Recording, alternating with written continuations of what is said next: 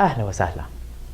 Right now I want to talk a little bit more about the masdar in Arabic, what we sometimes call in English the ing form, the verbal noun, gerund. Really the best way to think about it is just that a masdar is a masdar. And I'd like to talk about one of the specific aspects of using masadir in Arabic. If you've studied masadir before, and if you need a refresher, you can go back and look at the videos we prepared about masadir and how they work.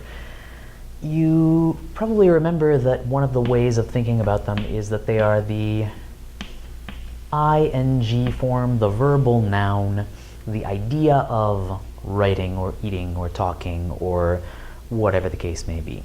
But as a slightly more advanced user of Arabic, it's also very important to recognize that a lot of masadir are not just verbal nouns. They have much more noun-like meanings, much more conventional noun-like meanings, and we don't need to fall into the trap of only considering them as sort of dormant verbs. I just wanted to share a couple of examples with you.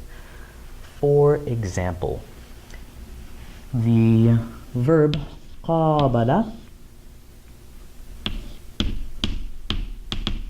form 3 in Arabic, means to meet up with or interview a person.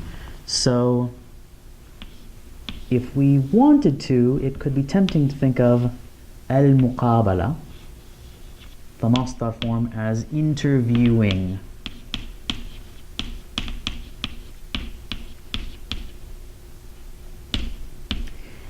And we could do that, and it might be useful for us, but it's also important to remember that muqabala is also a very, very normal word just for interview, the thing that is an interview. So if I wanted to talk about a job interview, a very normal way to do that would be to say muqabalat amal. That's an indefinite idafa, right? A job interview. So not just interviewing, not just the verbal idea, but a noun, this thing that is an interview, a sit down with a person. A couple of other examples. We have a verb احتفل,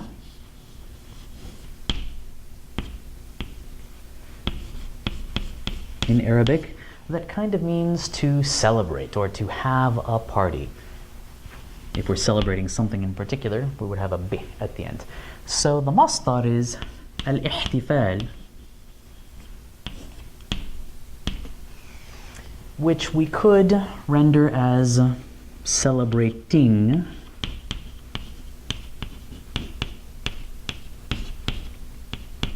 or maybe partying, but it also means celebration. So if we wanted to talk about Ramadan celebrations, we could say al-ihtifalat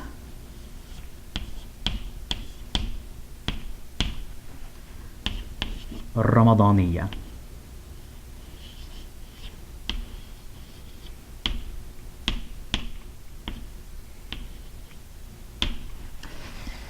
One really handy thing when we're trying to convert this idea in our minds from the ing form to an actual noun, celebrating, celebrations. If we ever need to make a masdar plural, especially in derived forms from 2 through 10, there is a very good chance that it's a regular feminine plural. Even though ihtifal in the singular doesn't have a ta marbuta, we can make it plural with alif ta. Another example of that would be if we were talking about needing something. The verb form احتاج, form 8, and then we get the masdar al-ihtiyaj. So we could refer to that as needing, ing, but we could also just call it a need. احتياج or al-ihtiyaj would be a very normal way to talk about a need as a noun. So if we were talking about basic human needs, we could say in Arabic al-ihtiyajat.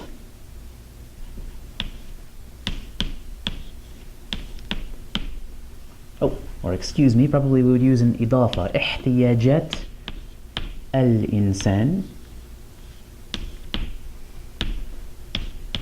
الأساسية.